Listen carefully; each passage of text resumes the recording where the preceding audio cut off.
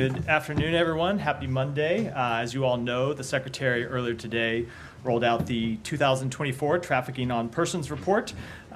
We have here with us today a guest, Ambassador Cindy Dyer, who leads the department's Office to Monitor and Combat Trafficking in Persons, who's going to give some opening remarks and then take your questions. And then when she finishes, I'll come back up and take questions on other topics in the world.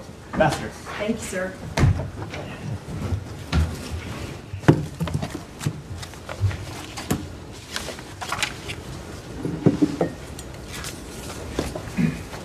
Good afternoon. I am delighted to have the opportunity to speak with you all today. This morning, Secretary Blinken released the State Department's 2024 Trafficking in Persons Report, or the TIP report as we call it, which examines government's efforts to meet the Trafficking Victims Protection Act's minimum standards to combat human trafficking using a 3P framework of prosecuting traffickers, protecting victims, and preventing the crime. The report reflects the U.S. government's commitment to global leadership on these key human rights, law enforcement, and national security issues.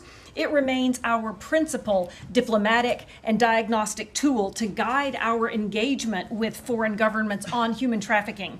The theme of this year's report examines the challenges associated with digital technology and how it has created new opportunities for traffickers to exploit individuals for profit.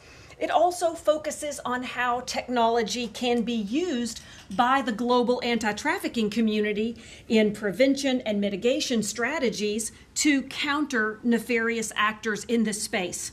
The report further explores opportunities for partnership across the public and private sector and stakeholders.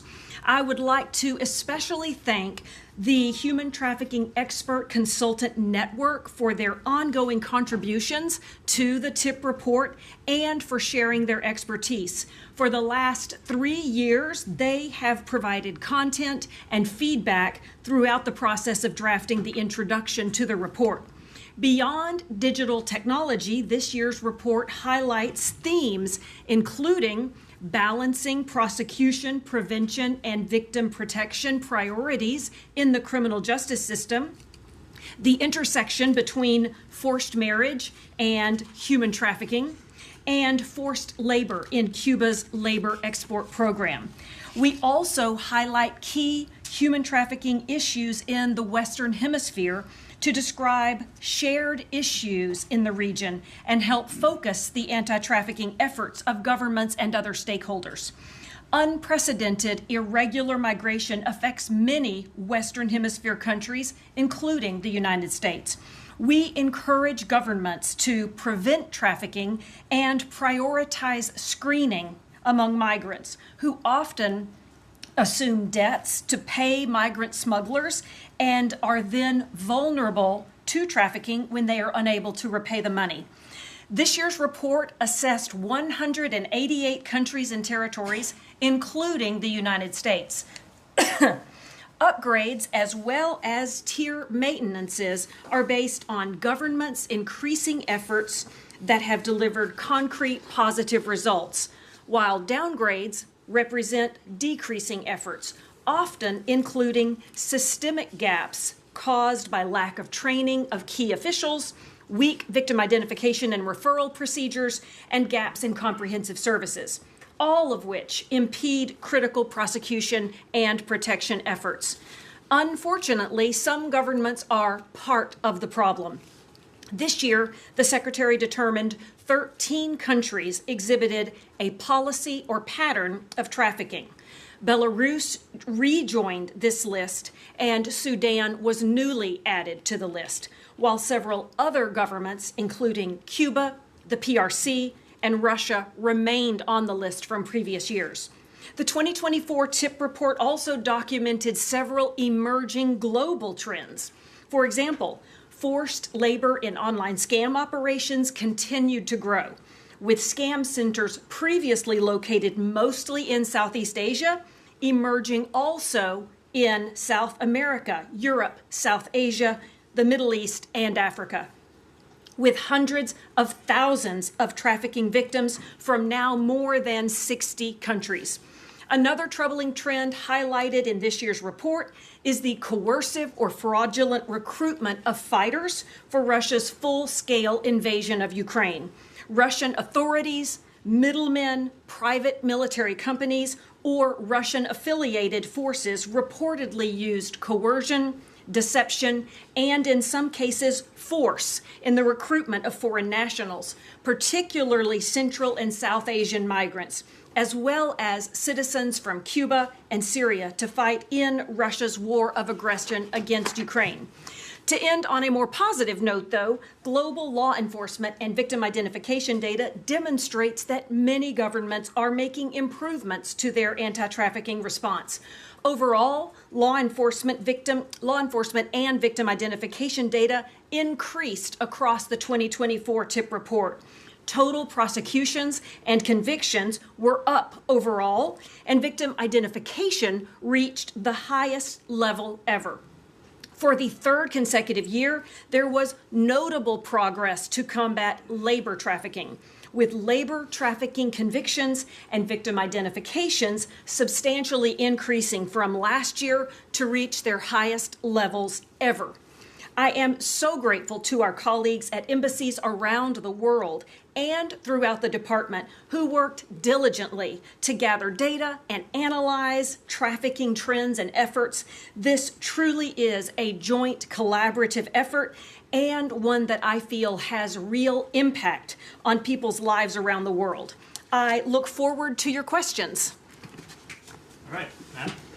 I just have two brief ones. One, you noted Belarus and Sudan appearing. Were there any, big drops from the watch list to Tier 3 or big gains the other way around? And then, secondly, when you talk about Russia using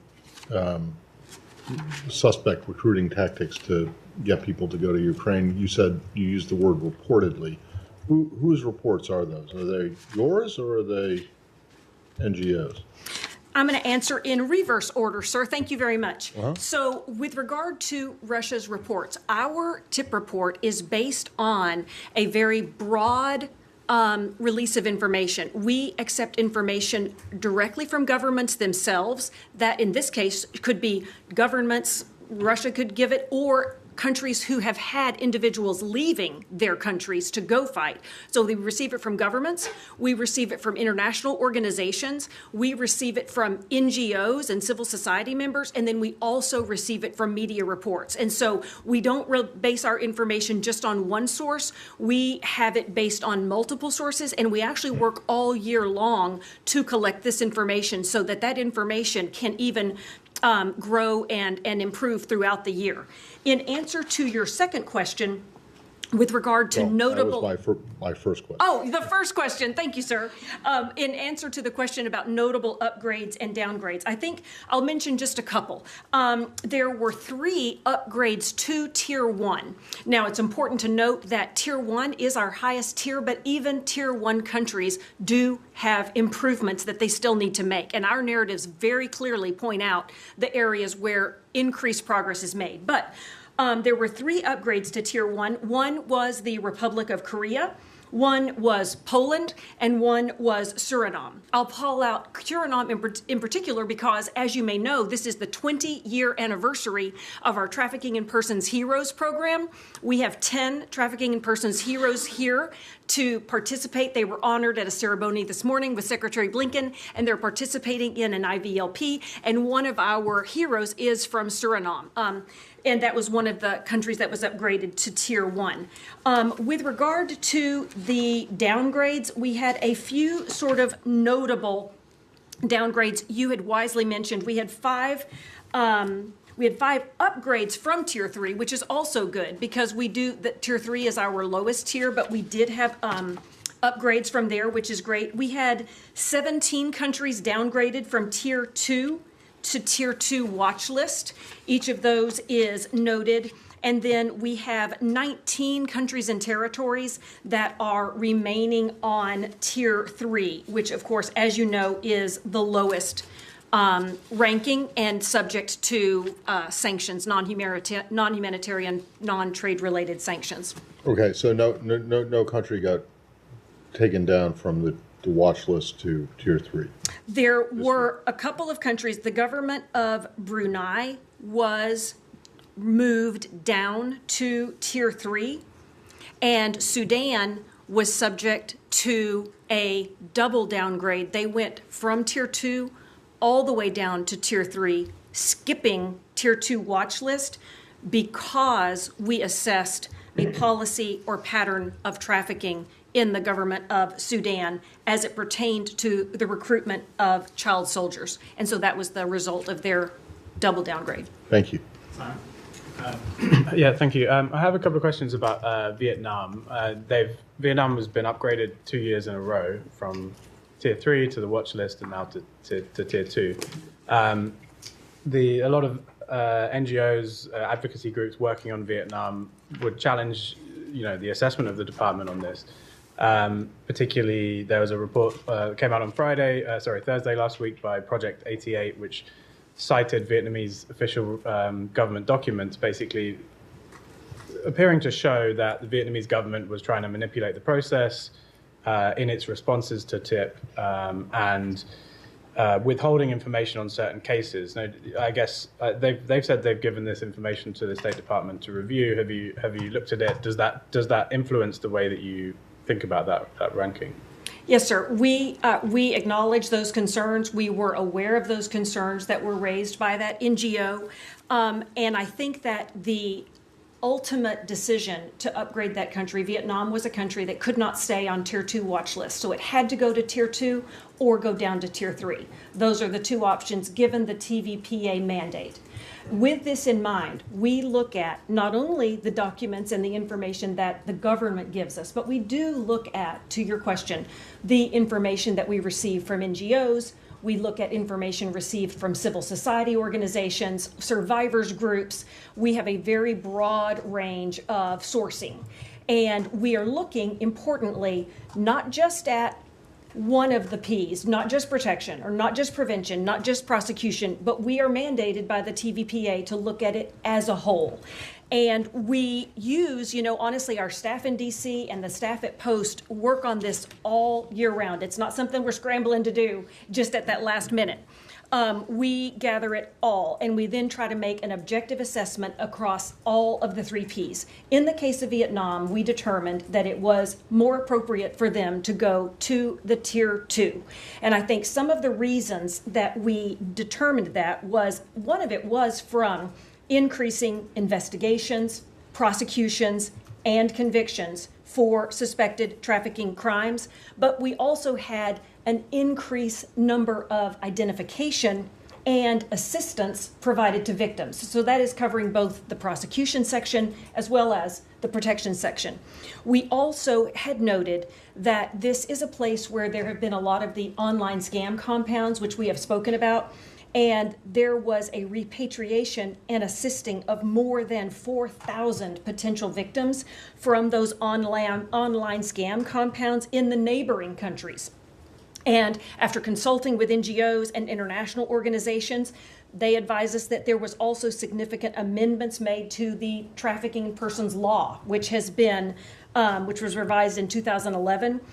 We certainly note that there are areas for improvement, as there are in every country. We will specifically call out that we feel like the government did not proactively or consistently screen, identify, and provide services to trafficking in persons. But as I said, when taking this as a whole over all year and all the 3 Ps, we did determine to do a tier 2 on Vietnam. And there's a specific, you cite in the reporting on Vietnam that they didn't launch any. You say they launched more investigations in general, but specifically on investigations, prosecutions, or convictions of government employees complicit in trafficking. They didn't launch any, and the one investigation that was ongoing from the previous report has been dropped, and the official got reinstated in the ministry.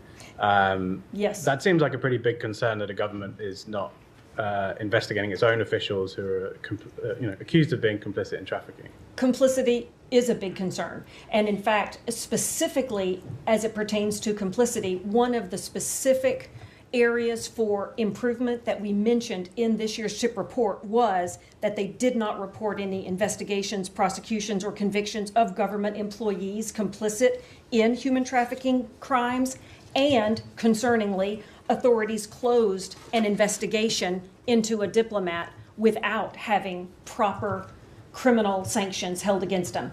That is definitely a concern of ours, and we did take that into account in addition to the other more positive numbers that I mentioned. Just to sort of underscore this, I think a lot of people would say, a lot of these advocates would say, well, if you're failing on that really important part, why give 2 upgrades in 2 years? And I think one of the implications and some of the criticism is that Vietnam is seen as a country that's really important to the U.S. because of its position with regards to China, the broader Asia-Pacific, Indo-Pacific strategy. Is that something that's playing a role here? I can honestly say that when it comes to Vietnam or really any other country, the folks here in D.C. and at the embassies and in neighboring countries' embassies who are seeking assistance for individuals trafficked to neighboring countries, we take it all into account. And we really do our very best to make an objective assessment according to the minimum standards set out in the TVPA, which doesn't allow us to put overemphasis on just one. We are required to look across the full aperture of prosecution, prevention, and protection across all of these submissions that we receive. To be honest, it's not easy. It's not easy. Every country, most every country has some things that they've done that were positive and some things that they did that were negative and need improvement. And we do our very best to look at the whole picture and give the most objective assessment that we can. Jane. Thank you. On human trafficking on China, almost all North Korean defectors staying in China are exposed to human trafficking. What effort is the United States making to prevent this? Thank you for mentioning it. And the PRC remains a country of great concern to us. It, of course, is on Tier 3, and it is one of the countries where we have assessed that there is a policy or pattern of government-sponsored trafficking. You mentioned one critical vulnerable group, which is individuals from North Korea. We are also very concerned about forced labor among Uyghurs, Tibetans, and other ethnic minorities. Specifically, we are tracking, as noted in the report, an increased number of labor transfers in the Xinjiang region, where between January of 23 to September of 23, more than 3 million transfers occurred. We are also concerned about the treatment of PRC nationals in the Belt and Road initiatives. That specific program has been, you will see that it's brought up in 16 of our country narratives. We are suggesting that any countries participating in the BRI initiatives really engage in increased oversight and screening. I think it's important, and I hear you saying, what are we doing about it? One of the things that we're doing about it is releasing this report with as much information as we can possibly gather. What's one of the things that we're doing? But the other thing that we're doing, which I think is equally or even more important, the State Department participates in the Forced Labor Enforcement Task Force. This task force is implementing the Uyghur Forced Labor Prevention Act. And this act creates a rebuttable presumption that if there is any sourcing from the Xinjiang region of China, there is a rebuttable presumption that those goods cannot come in. They're kept at the border. And in addition to that, we, the State Department, along with our interagency colleagues, are adding more entities to this list. And it's really making an impact. So in addition to calling it out in the TIP report, we are implementing that UFLPA. Most recently, we put on a large Chinese seafood manufacturer that was just added to that list last week. And then we are also working with industry partners. I have personally spoken at the Chamber of Commerce, and because we really want our good industry partners and colleagues to monitor their own supply chains. Don't rely on us to do it. So we are trying to take a whole of government approach that is both reporting on it, addressing it, but also preventing it. So thank you for flagging that. Alex? Thank you, Matt. Ambassador, the report highlights on Russia. The report highlights two particular groups of Russia's victims: Ukrainian citizens and the North Korean workers. On Ukraine, can you please put it into numbers? It says tens of thousands of Ukrainian children. Do you have a fair number for us? And how much of this finding will be helpful for ongoing ICC investigation on Ukraine? On North Korea, we just saw a lavish trip of Putin to North Korea. Are they acting in concert? I am going to answer first your question about Russia, and you are smart. There are a number of concerning trends in Russia that we are tracking. Obviously, one of them is Russia's war against Ukraine and the increased vulnerability of refugees that are fleeing that war, especially women and children. So that is something that we are specifically addressing, both calling it out in the Trafficking in Persons report, but also targeting our international programming and targeting assistance to specifically Ukraine, but to the countries in Eastern Europe that many of those individuals are fleeing to. We are also really closely tracking Russia's forces, specifically using children for military purposes in Ukraine. We have noticed that there have been reports of children being forced to perform armed duty, as well as serve as informants and human shields. We are very concerned about that. For all children who have been taken, we know that they are at extreme risk of trafficking, and we are calling for that to stop and for them to be returned to their families in the Ukraine.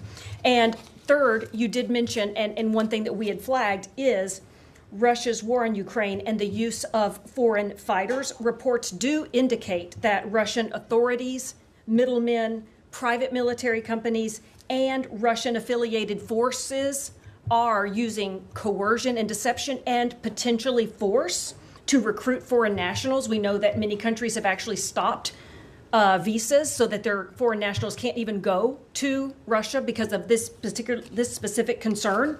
All of these things are highlighted in the report, and it is the result of their remaining on Tier 3 with a policy or pattern finding. All right, we'll do one more. And the North Korea part. Very quickly, thank you for doing this. I have a question. You said that you use a broad formula definition, and I wonder if, let's say, these domestic workers that are sometimes contracted, let's say, in Southeast Asia and many places, to work in the Middle East, especially the oil-rich countries and so on, and sometimes, under dubious circumstances, and then they end up with their passports being taken away for years and so on. Do you deal with that issue? I appreciate you bringing that specific group up. They, because domestic workers are uniquely vulnerable, even more so than other sorts of forced labor. Domestic workers are often extremely isolated. They're not working in a group with other people from their country or other people on a construction site. They are so very isolated. Their movements are watched. They don't have access to a phone to even call for assistance if assistance were available. So I appreciate your focus on this very unique population. Additionally, what we are noticing is that sometimes domestic workers are specifically excluded from worker protections that are available for everybody else. And this is something that you will see us call out in the countries where it is relevant for. And this gives me an opportunity to kind of brag on one more of our trafficking in persons heroes, Edith Morogu from Kenya. In addition to working on this for 20 years, has specifically worked with and even began her work really focusing on domestic workers, recognizing, as you pointed out, their unique vulnerability and their unique isolation. So I appreciate you keeping this top of mind. Thank you. Thank you, Ambassador. Thank you for being sir. here. Okay. So before we turn to questions, I just have a few additional opening comments. On Friday, the Kenyan government announced the first MSS mission personnel contingent will arrive in Port-au-Prince during the week of June 24. They will depart Kenya tomorrow, June 25th. This is just the first of several milestones in the process to restore security and prosperity in Haiti. The arrival of the MSS mission marks the start of a first-of-its-kind mission. Requested by Haiti and authorized by the UN Security Council, this is a truly international undertaking. With the arrival of MSS mission personnel, we hope to see further measurable improvements in security, particularly with respect to access to humanitarian aid and core economic activity. This will help create the security conditions conducive for future free and fair elections. We applaud the Transitional Presidential Council's partnership with Kenya on this mission. We stand with the international community in supporting this historic effort to support the Haitian National Police in their fight for Haiti's future. And with that, Matt. Oh, I thought you said you had a couple things, like plural. A couple comments. One set of remarks. Oh, Kenya and A Haiti. few comments embedded in that. Kenya in that, and Haiti, so two. Okay. a few comments So embedded just- in that set of. Well, remarks. just on that, how many? I'm sorry, I missed that on Friday. With How many are going? I Or- didn't or announce it. will With, arrive with tomorrow? respect to the number, I would defer to the government of Kenya. Dozen? 10? I will let them speak to that. More than that, but I'll let them speak to specific operational questions. Okay, moving on to the Middle East. So the secretary right now is meeting with the Israeli defense minister. He is. What is he telling him, and what are you hoping to hear from him? So he is emphasizing a few things in his meeting with the defense minister. Number one, our ongoing commitment to Israel's security. Number two, the importance of Israel developing robust, realistic plans for the day after the conflict, plans that include path towards governance, towards security, towards reconstruction. We've obviously been working on these same ideas with partners in the region and engaging in conversations with Israel, but we think it's important that Israel put forward its own ideas. He's going to emphasize the need to avoid further escalation of the conflict. And then he will, as always, emphasize the need to improve humanitarian access, where we have seen somewhat of a slowdown in access in the South. And the Secretary is going to emphasize to the minister that we want to see that situation reversed, and he'll hope to hear concrete commitments from him to work on that problem. Okay, and are you expecting there to be any kind of a result from this meeting? Look, we always hope to make progress on all these issues when we have these meetings with our Israeli counterparts, and we'll look for that today. Okay, so no. No, yes, we, Yeah. I mean, we look to make progress on all of these issues. We have, but that said, this is one of a number of meetings the secretary's had with the defense minister, and we've had a back and forth with them about all of these topics. But in each of those meetings, certainly we hope to walk out with commitments for them to do more to address all of these areas. Okay. Awesome. Yeah. Yeah, the Israeli Prime Minister said that the fighting, specifically in Rafah, is winding down. The intense fighting is winding down. What have they told you specifically on that issue? Or have they given you a timetable or what have you? And what is your assessment of what that means exactly, that it's winding down according to Israel, and with the risk playing up north? So I don't want to get into too much detail about our conversations with respect to these matters, but they have told us much the same of what you have seen them now say publicly, which is that they are getting close to an end to major combat operations in Rafah. And so I will let them speak to what that means and what future deployments will look like. But from our perspective, what it means is the importance of working on all these plans for the day after the conflict, because we don't want to see in Rafah what we've seen in Gaza City and what we've seen in Khan Yunis, which is the end of major combat operations, and then the beginning of Hamas reasserting control and reasserting activity in those areas. And we have been quite consistent that for there to be an enduring defeat of Hamas, there needs to be a plan for what replaces them. And what replaces them needs to be Palestinian-led governance. It needs to be realistic security plans. It needs to be realistic reconstruction plans. And that's what we continue to work towards with our Arab partners in the region, and as we continue to push the government of Israel to properly consider. Thank you. The Prime Minister of Israel also said over the weekend, or claimed that the U.S., that Israel has seen a dramatic decrease in U.S. munitions to Israel. Could you explain to us what the Biden administration understands from his word decrease, and whether that's correct? I don't understand what that comment meant at all, in the same way that I didn't understand the comments that we discussed last week when we heard them make similar claims. We have paused one shipment of high payload munitions. That shipment remains on pause. It remains under review. There are other weapons that we continue to provide Israel, as we have done going back years and years because we are committed to Israel's security, and there has been no change in that, so I'm not sure what those comments refer to. Can you comment at all on whether there has been a change in the amount or surging of weapons at the start of this conflict versus now, and whether that might have... So I can't give you a kind of week by week, month by month outline of the amount of weapons.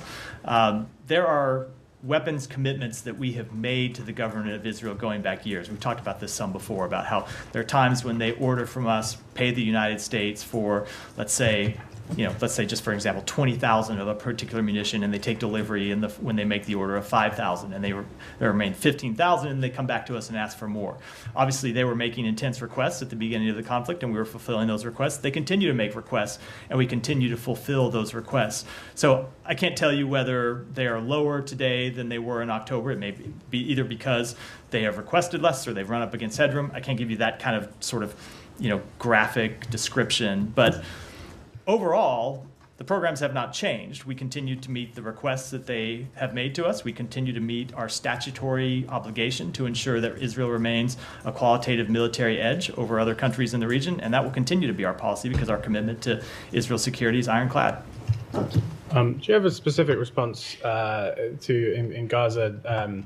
There was a strike overnight on a medical clinic that reportedly killed the director of the ambulance and emergency department. Obviously, there's been a lot of comments from the US about the importance of protecting humanitarian workers. Have you been able to verify anything about that incident, and do you have a comment on it? So I don't have an assessment of what actually happened. This looks to be another one of these incidents where it's very hard to get at the bottom line truth, and it goes to the very nature of this conflict. So you have disturbing reports and videos from the ground. You have claims of a strike on humanitarian workers, and you have the government of Israel saying that they were targeting a legitimate Hamas target and that there were militants in this facility hiding behind civilians. Obviously, militants should not hide behind civilians. That has been the case from the beginning. And Israel needs to take all precautions to minimize civilian harm. This goes to the problem of this. It goes to the very nature of this conflict and why it is so difficult, and the problem that Israel faces is so difficult. But again, it doesn't minimize their need to do everything possible to minimize civilian harm. I would just say this gets back to why we continue to push so hard for a ceasefire, because as long as you have ongoing conflict, you are going to face this problem where Israel is going to target legitimate military targets, militants. But sometimes those militants are going to be in close proximity to civilians. And as long as that is the case, you're going to continue to have these tragic incidents, which is why we want to see a ceasefire.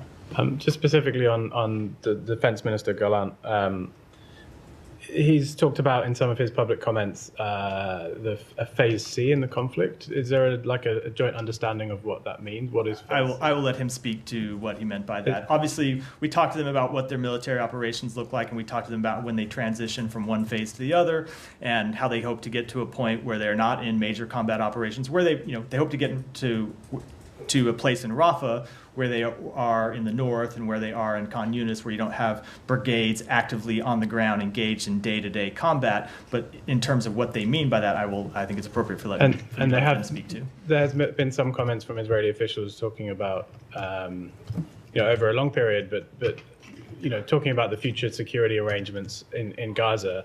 You talked a little bit about the sort of post-war future. I wonder, is there an agreement between the US and Israel on what that might look like? Who's actually going to be in charge? In the meantime, when they seem to be moving towards that, you've been talking about this as something that's going to happen, off in the future. But if they're actually moving to that situation, I think you've said before, you don't want to see the Israelis reoccupy Gaza. Isn't that kind of what we're heading towards? So there is no agreement. We do not want to see them reoccupy Gaza, which is why we continue to push for an alternative to that.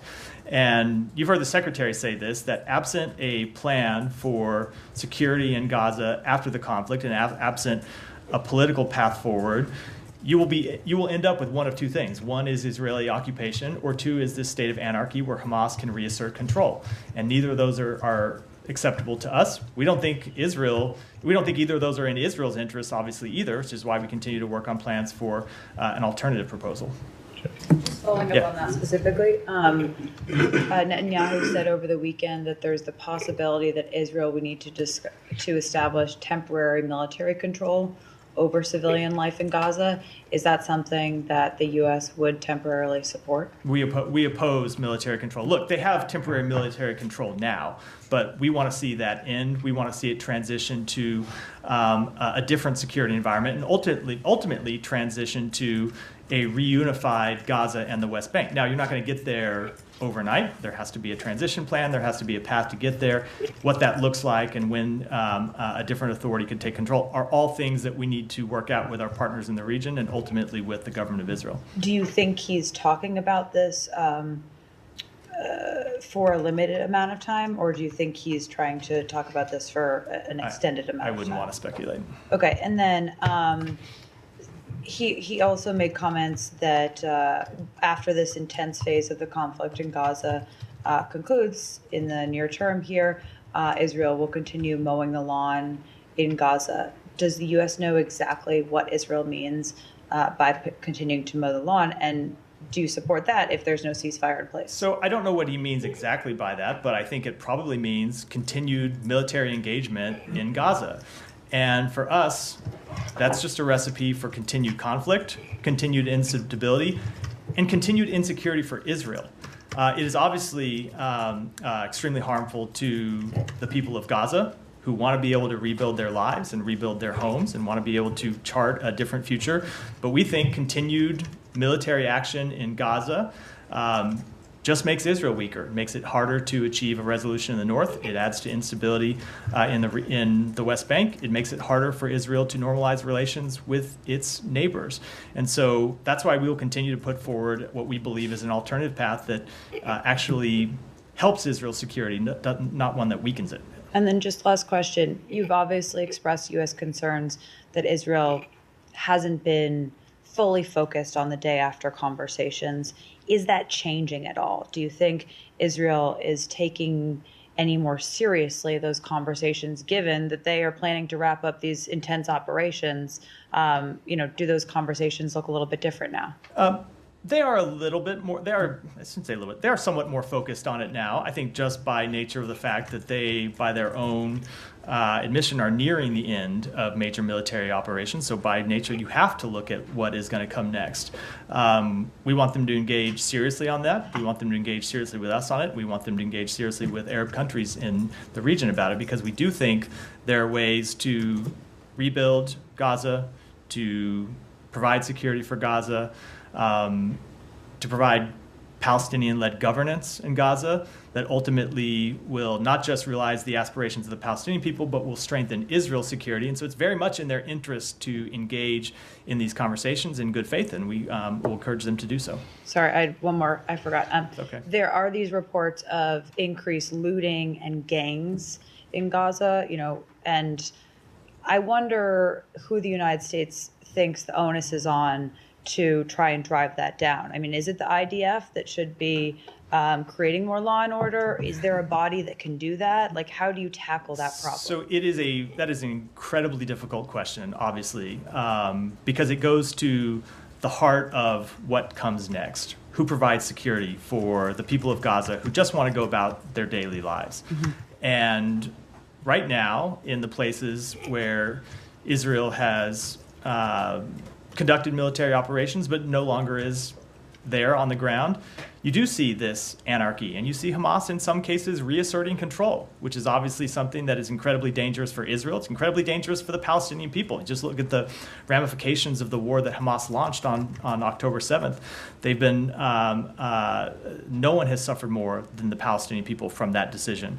So that said, we don't want to see Israel occupy and have Israel soldiers providing security, because we think that just increases tension. It's not going to make Israel safer. It's certainly not going to benefit the Palestinian people. So we are working on proposals with our partners in the region. I don't want to detail them here for, I think, obvious reasons. We'll keep those conversations now, but it's a very important question that we are working quite hard on answering. And those proposals might have to go into effect even if a ceasefire is not yet in effect. I just wouldn't want to speculate. We want to get a ceasefire. We want to work on the day after things. Obviously, we would hope that they would align. Okay. Yeah, Saeed. Thank you. Let me begin by asking a question that I've raised here for the past 4 years on this occasion. Today marks the 4th anniversary since the Israelis killed a cousin of mine, Ahmed Erekab, on his way to pick up his mother, and they kept his body. 4 years later, do you think that whatever he did not do anything, but whatever he did, warrants to keep a body and prevent the family from having closure? So first of all, my condolences to you, Saeed, for the loss of your family member. I don't know the specifics of the case, but obviously we want to see every family be able to grieve for their lost loved ones and properly bury them and pay their respects. But such a practice is not condoned in any way by anyone. As I just said, Okay. we want to see every family be able to pay their Right. And very quickly on your response to Simon, now you're saying that the Palestinians or Hamas, uses human or whatever, civilian facilities and so on for their own purposes and so on. Because this is the person that was killed, Dr. Hani al-Jafrawi, in the missile. He worked for the Ministry of Health, which is, a Hamas run, but he's a civilian. He's been doing this job for 35 years and so on. Does that make that clinic a legitimate target? No, of course not. Yeah. What Israel has said is that there were Hamas militants who were also there and were operating out of there. We don't have the ability to litigate the claims, but as I said, that's what poses such a difficult problem for Israel in conducting these operations, which in no way lessens their burden, but it also makes it difficult in these situations to look at what happened and understand without having all the facts who is ultimately responsible. Israel's responsible for carrying out a strike. Hamas bears responsibility if, in fact, they were embedding themselves among civilian targets. And so it is very difficult in all of these, which is why there is no simple answer, and you have to look at each of them and make determinations based on the facts of each case. Over the weekend, we saw that the Israeli army in the occupied West Bank had a wounded Palestinian man strapped to the Jeep and so on. So this is really, by the way, I raised this issue many times before this war, many times, because the Israelis have done this practice since 1967. I don't want to go into details of every incident and so on. But isn't that basically the army using Palestinians as a human shield? So I will say we saw that video. It was shocking. The practice was absolutely unacceptable. Humans should never be used as human shields. The IDF should swiftly investigate what happened, hold people accountable. I saw the statement they put out that the actions were inconsistent with the orders those soldiers received, that it is being investigated, and the people involved will be dealt with accordingly. That is absolutely appropriate. Just a couple more issues, if you allow me. I want to ask you on the new legal powers of the settlers' facilities in the West Bank, and apparently annexation is underway under everybody's eyes and so on. So you're referring to the reported actions by the finance minister. So we have seen the finance minister, who also is a minister inside the defense ministry, attempt to further administratively integrate settlements into Israel. We have made quite clear that settlements are counterproductive to peace, that the government of Israel's settlement program is inconsistent with international law, and we will continue to make that clear. Yeah, but yet the Israelis are never deterred by your position and so on. Could we expect some sort of leveraging some of? I'm not going to speak to future actions that we may or may not take. I will just say we will continue to make the case to them that actions like these don't just harm the Palestinian people, but they ultimately are self-defeating. They ultimately hurt Israel's interests. They ultimately weaken Israel. They weaken Israel's security. And so that's the case that we will continue to make to them. And finally, I promise this finally. Mr. Netanyahu. Don't make promises you can't keep, Saeed. Sorry, I have so many. Yesterday, the Prime Minister, the Israeli Prime Minister, basically rejected the whole Biden plan.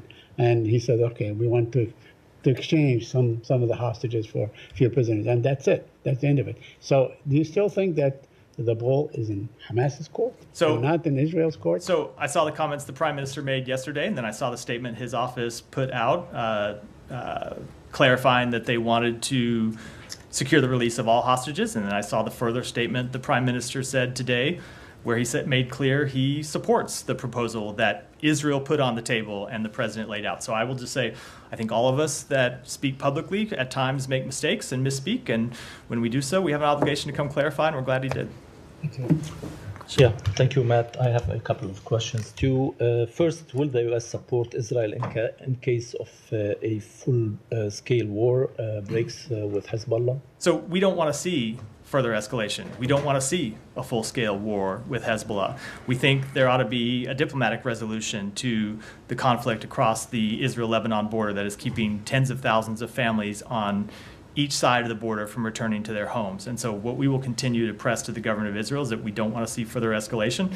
And actually, as I said earlier, achieving a ceasefire in Gaza will help achieve a diplomatic resolution in the But in case the war breaks, I'm not going to do it in support cases Israel? or ifs or hypotheticals or anything like that. I'm going to make clear what our policy is, and that our policy is we don't want to see further escalation. Second, the Telegraph has reported that Hezbollah is storing a large quantity of Iranian weapons at the airport. Can you confirm this report? So we've seen the report. We've seen the statement from the government of Lebanon that the report's not grounded in fact. We take these issues extremely seriously and monitor them very closely, but I can't give you a factual assessment from here. The Lebanese authorities arranged a tour of the airport today. The U.S. ambassador didn't attend. Why? We did not attend, but we are aware of the tour, and we're actively in touch with the Lebanese government about the issue, including the underlying question and claim that was put forward in that Telegraph article. And finally, Omani foreign minister was in Iran today. Did he deliver any U.S. message to the Iranian regime? No, he did not. Thanks. Just quickly going back to Prime Minister Netanyahu's statements on how quickly U.S. arms are flowing into Israel. Based on your ongoing engagements across levels of government with Israeli officials, can you say if you assess that that's a sentiment that's broadly held across the Israeli government? So I really don't want to speak to diplomatic conversations, which ought to remain private, and certainly don't want to speak for the Israeli government. I'll just tell you that in some of our diplomatic conversations, including quite recently, we've pointed out to them specific shipments that we have made in recent weeks to continue to demonstrate our ongoing commitment to Israel's security, and that's not going to change. And going off of the video that Saeed raised, the State Department said last month that although it's aware of many investigations that the Israeli government has launched, it's unaware of any conclusions of cases, any sentencing that's come down. Can you say if that's changed in the last couple weeks? So we have seen, I think that was a reference in the NSM to criminal cases that the government of Israel was investigating. We have seen cases where the IDF has disciplined soldiers, including after the World Central Kitchen strike where they did. There have been others for actions in the West Bank where they have publicly announced that they've disciplined soldiers. As it pertains to any of the criminal investigations, I'm not aware of any update. I think those would be publicly announced, so we would all see them. But I can check and see whether there's anything we know that's not in the public sphere. Let me stay in the region before I come to Alex. Yeah. Thank you, Matt. It's been reported that the political leadership of Hamas, Iraq and Iran, have decided that Hamas move its offices in Qatar to Iraq, to Baghdad, and that Iran is going to be providing the security and all of that. I was wondering if you're aware of this and what you think. I saw the reports, and I don't want to speak to their validity, but we have made clear to every government in the region that there should be no more business as usual with Hamas after the horrific attacks of October 7th, and that applies to everyone. Including Iraq? And applies to everyone. Any more in the region? Yeah, go ahead. We'll do these, and then I'll A UK-based research group concluded Israeli tank likely killed 6-year-old Palestinian child, Hind Rajab. Investigation revealed that Rajab's car was hit with 355 bullets, and it's not plausible that Israeli tank couldn't see children inside the car. Have you seen the reports, and do you have any updates on the investigation? It's been more than 4 months, and a lot of my colleagues have been asking about that. Yeah, so we have seen the reports, and I will tell you what our latest interaction with the government of Israel is about this. So we went to the government of Israel and pressed them for information, and they told us that there were no IDF tanks operating in the area, no IDF forces operating in the area at the time of that attack, which I believe is something they've also said publicly. After further reporting, we went back to them and pressed them again. And so what they told us is that they went to the UN organizations, they went to the Palestinian Red Crescent, they asked for information, because you've seen all of those organizations quoted in stories. They asked for information that they could use to further an investigation, and no one provided them with any information. That's the latest that we have on the So case. who shot the 355 tank bullets? I'm not able to, look, I'm not on the ground. I can't offer any kind of assessment about this. That's why we've called for we've called for the government of Israel to conduct an investigation. I can't speak to what their internal processes look like. All I can tell you is what they've all I can tell you is what they've told us, and what they've said is they went to the UN and the Palestinian Red Crescent and asked them to supply information that would help them. And what they claim is that they were given none. But it's not concluded yet, the investigation, or is it? No, I would refer you to the government of Israel for that. I can only tell you what they have told us. Okay, one last question. So the municipality of Gaza fixed the water pipes last week, but 2 days ago, Israeli forces dropped a bomb on the team who worked on restoring the water system, and the bomb killed Anwar al-Jindi, which is director of water and environment at Gaza municipality, and 4 other water technicians.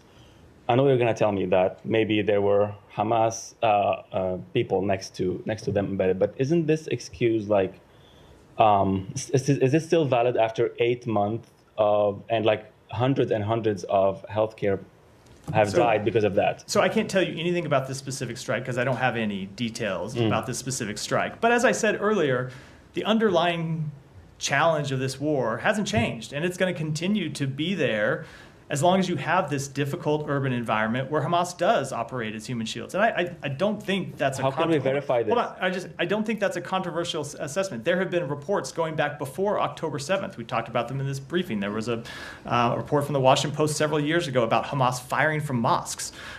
We have seen our own intelligence information and released our own intelligence information about Hamas embedding under a hospital. But how can you verify in each one that Hamas was there if Israel is investigating this? How can we verify? That is my point. I can't give you information about each strike. I can tell you that it is an underlying problem that this difficult terrain imposes. And so we see conflicting accounts all the time, and we don't have people on the ground to operate. Ultimately, it's why I get back to this. We have to reach a ceasefire, because as long as you have continued military operations and you have Hamas embedding itself in human shields, firing at soldiers, launching terrorist attacks, you're going to see tragic incidents of civilian casualties, and the ultimate conclusion to this is to reach a ceasefire that will end this suffering. Prem, go ahead. Thank you, Matt. Firstly, just to follow up on this, is it really an independent investigation if the alleged culprits are the ones conducting the strike? What I said is we thought it's appropriate for the government of Israel to investigate. They have said to us, and again, as I said, I'm not attesting to any of these facts. I can tell you that we intervene with them. They provide us answers. I'm providing them to you. And what they have said is they went to these agencies and asked for information, and it wasn't forthcoming. Sure. So on that note, on you said that the Red Crescent, the UN hasn't provided answers. Will you move to verify those claims? It is not for us to do it. Look, I would hope that. Hold on. I would hope that those agencies can come forward and provide information. It's easy to do so. If it is in fact. If in fact they have information, they should come forward and do it and provide it, and we'll be happy to look at that. Okay, and then nearly 70 Democrats are calling on the administration to open refugee status for Palestinians fleeing Gaza through the United States Refugee Admissions Program through the State Department. And so I'm wondering if you've seen this call and what the State Department is thinking in response. I have seen the call, and we will respond to the members of Congress in due course. And then finally, one more question on a few weeks ago, the U.S. announced that the Azov Brigade passed Leahy Law considerations and will be allowed to receive military aid. A photo from December purports to show, and this was posted by Azov themselves in the Telegram, to show U.S. Special Operations Command Europe giving Azov training. So when exactly was the Leahy Law considerations made that Azov would be allowed? So I know you asked about this once before, and I will be happy to come back and get you the full details on this. We can do it offline. My understanding is that the Azov Brigade is a different brigade than the one that was originally formed in 2014. But for any further details, I'm just not familiar with them myself, so I'm going to have to get back to you on them. Okay. So, let me go ahead. Janie, go ahead, and then we'll. Thank you very much, Matt. I have a couple of questions. First question. The U.S. Senator Richard Blumenthal proposed a bill to designate Russia as a state sponsor of terrorism, saying that all countries that have signed defense treaties with North Korea should be designated as state sponsors of terrorism. And Senator Rosa Wicker also mentioned the need to arm the Korean Peninsula with nuclear weapons and deploy nuclear weapons in the Asia-Pacific region in order to keep North Korea and China in check. What is the State Department position on this? So I don't have a comment with respect to the second. With respect to the first, we continue to believe there are more effective ways to hold Russia accountable for its actions than designating them as a state sponsor of terrorism, which can have a number of downside effects. And so we continue to pursue those in terms of sanctioning Russian officials, sanctioning Russian companies, imposing export controls that weaken Russia's military machine, and we will continue to take those one more quick follow-up to evasion sanctions from the West and the United States. North Korea and Russia signed an agreement to pay for their transactions in Russian currency, ruble, or China's currency, yuan. What is the U.S.'s reaction to this, and does it also apply to UN sanctions? So we have made quite clear that we are concerned about the increased cooperation between Russia and the DPRK, including actions by Russia that would violate multiple UN Security Council resolutions.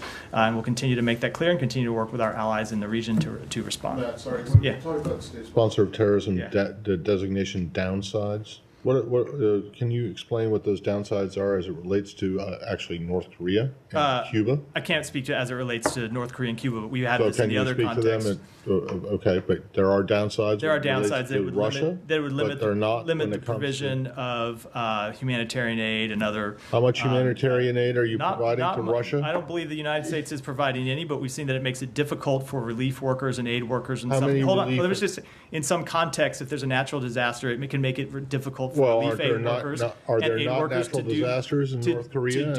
do their job. And so we have looked at the upsides and the downside, and ultimately think that when you look at the case of Russia, all the other consequences that we have imposed on Russia, making them a state sponsor of terrorism really doesn't get you much more, and it brings with it other downsides. And so when you look at the benefits versus the costs, that's what makes it difficult. Plenty of people who can make the argument that you've also imposed just as many sanctions, if not more, on North Korea, Iran, and Cuba. And so what's the point of if there are downsides to the SSOT designation for Russia, why are there not? We look at each country and make individual determinations, and with respect to Russia, that's and then just one other one briefly. In a very early answer to the Middle East questions, you talked about Israel's qualitative military edge and how what's the U.S. belief? What country in the region does Israel not have a qualitative military edge over? None, because of the continued support that we provide them. Oh, but you say that if you didn't continue to give them weapons, they would lose that edge? Ultimately, they could, yes, which is why we continue to support them. Do they have a qualitative military edge over Hamas? Of course they do. Yeah. Would they without all the additional weapons that you're sending? I'm not going to get into those kind of assessments up here. But that's it. Hold on, Matt. When I listed the qualitative military edge, I was listing it in a range of things that we support. We support Israel's right to defeat Hamas, and there are munitions and equipment we give them for that fight. There are military capabilities we provide to them when you look at the provision of airplanes and others that are important to maintaining their qualitative military edge against Iran, which continues to escalate and pursue more advanced technology. Do they have military edge over Iran right now? So we are committed to. I cannot give you that type of. I would defer to the Pentagon for that type of assessment. But my point is, this gets back to when we talk about the munitions that we provide to Israel. We provide them a host of capabilities. Some are for the conflict in Gaza, but oftentimes you see people writing stories about capabilities that we have provided Israel that have nothing to do with Gaza, but that have to do with our equipping them for the other security challenges they face, including the threat to Iran. And I was speaking to all of those in those Okay. comments. Would you accept? Do you accept that more Palestinian civilians have been killed in the Gaza war than Hamas militants? I can't give you that type of assessment. All We right. don't Well, have a then breakdown. how about answering this? Then does Israel have a qualitative military edge over the Palestinian people? Non-Hamas? The Palestinian, when you look at qualitative military edge, you're looking at militaries, and there is no Palestinian military. Okay. Alex, go ahead. Back to Russia. Does the Department have any response to Moscow's latest accusations as they summoned a U.S. ambassador today saying that the U.S. is, quote unquote, waging a hybrid war and is part of the war?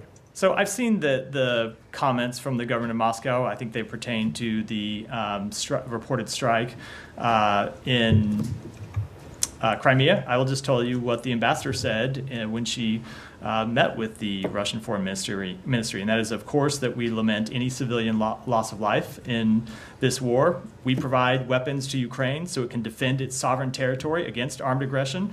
That includes in Crimea, which, of course, is part of Ukraine. And Russia could stop this war today and end the suffering caused by the war Russia launched today if it would stop its occupation of sovereign Ukrainian territory and stop launching attacks on civilians. Thank you. They also tried to blame Ukraine for Dagestan attack. How much do you know about what happened and what's your reaction? I don't have any assessment of the underlying attack, including who was responsible for it, but I will say you have seen Russia make ridiculous claims about responsibility in the past. You might recall that after the terrorist attack in Moscow in March, they blamed the United States, despite the fact that the United States had warned them about the attack in advance. So it's not unusual for the government of Moscow to make ridiculous, hyperbolic claims about responsibility that aren't borne out by fact. And a final topic from me on the Secretary's recent call to Aliyev. What triggered the call? Is there any hope that Secretary was hoping to hear something new about the peace process? So I'm not going to get into the private diplomatic conversations, but as we said in the readout that we put out, we continue to support engagement between Azerbaijan and Armenia and continue to work to try to resolve that dispute. In the readout, the Secretary also I think you said that was the last one out. Just last topic, yeah. The Secretary also in the readout said that. Only because we're at an hour now. So let me actually go on because I do need to get some more people. Thank you. Yeah. Go ahead. 3 Iranian-backed militia in Iraq, part of the so-called axis of resistance, have said they will fight alongside Hezbollah if there is war between Israel and Hezbollah. What is your comment and your position? First of all, terrorist organizations should stop making threats against sovereign countries, and that includes terrorist organizations operating in Iran, as it does Hezbollah. But it does go to the point that we have been trying to make, which is we don't want to see any escalation of this conflict. We think a ceasefire would help us resolve the situation in the north. But of course, terrorist organizations should stop making these threats, and they should be held responsible for their actions. We go to someone I haven't got. Go ahead, in the back. No. Thanks, Matt. I want to follow up on your answer to Michelle regarding Lebanon. You are saying that you're seeking a diplomatic solution for what's happening on the northern borders, but you are talking to the Israeli government. Who are you talking to in Lebanon? So we've talked to various parties in Lebanon, including members of the government. You've seen the President's Special Envoy, Amos Hochstein, travel to Lebanon and meet with the Speaker of the Lebanese Parliament. We continue to engage with other figures in Lebanon about the need to get a diplomatic resolution. So are the Lebanese politicians now the mediators between you and Hezbollah? So I'm just not going to speak to that in detail, other than that we want to achieve a diplomatic resolution, and so you have to talk to parties in the region that can help you reach such a resolution. That's what diplomacy is all about, but with respect to specifics, I don't think I want to characterize it any further. Okay, one more question on Yemen. Yesterday, the CENTCOM spokesperson in an interview with on 60 Minutes, he said there are IRGC officers in Yemen training the Houthis, while the Houthis now attacking the U.S. Navy and all these commercial ships in the Red Sea. Do you still consider that Iran is not directly involved in this conflict in the region? So we have always made clear that Iran is responsible for the actions by the Houthis because Iran has continued to arm the Houthis and continued to support the Houthis' acts of terrorism. So whether you can show direct engagement with any one attack is a different thing, but we do hold Iran responsible for its support for terrorism, including the Houthis, including Hezbollah, including Hamas, and the actions that those terrorist groups take. And that's why you continue to see us take action, not just against the terrorist groups, but also against Iran for their malign activities. Let me do one more, and then we'll finish for today. Two more, and then we'll finish today. Thank you, Matt. Two quick questions. China issued new judicial guideline on Friday that include the death penalty those supporting Taiwan's independence. Taiwan president said China has no right to punish and democracy is not a crime. So what is your stance? So we strongly condemn the escalatory and destabilizing language and actions from PRC officials. We continue to urge restraint and no unilateral change to the status quo. And we urge the PRC to engage in meaningful dialogue with Taiwan. Threats and legal warfare will not achieve peaceful resolution to cross-strait differences. Recently, the Bangladesh Police Service Association issued a threatening statement aimed at media outlets reporting on police corruption. This is minimal compared to the widespread corruption involving top regime personnel, which the control media often ignores. A leading English daily newspaper editor publicly said that they cannot publish known corruption stories. As you know, Bangladesh ranks 165 out of the 180 countries according to International Press Freedom Index. What action will United States take to address these threats against press freedom and combat corruption? So we strongly support the role of a free and independent media in maintaining effective democratic institutions and promoting government transparency. We object to any efforts to harass or intimidate journalists to prevent them from conducting their important work. Go ahead. So Poland's President Duda met with President Xi today in Beijing. Signed a series of commercial agreements. I wonder if there any coordination of messaging ahead of this visit? And apparently she said that China wants peace in Ukraine. Do you have any comments on that? So I don't want to speak to this visit in particular, but obviously we have been engaged with our NATO allies about China's support for Russia's war in Ukraine by rebuilding Russia's defense industrial base, and we have heard a great deal of concern from our NATO allies about that, and have heard consistently from our NATO allies that they plan to raise that issue with China and make clear how unacceptable it is that China continues to fuel the largest threat to European security since the World War II. One more, and then we'll wrap. Yeah, thank you so much. About independence. This is me? It was you until somebody interrupted, which I would ask you again not to do. Go ahead.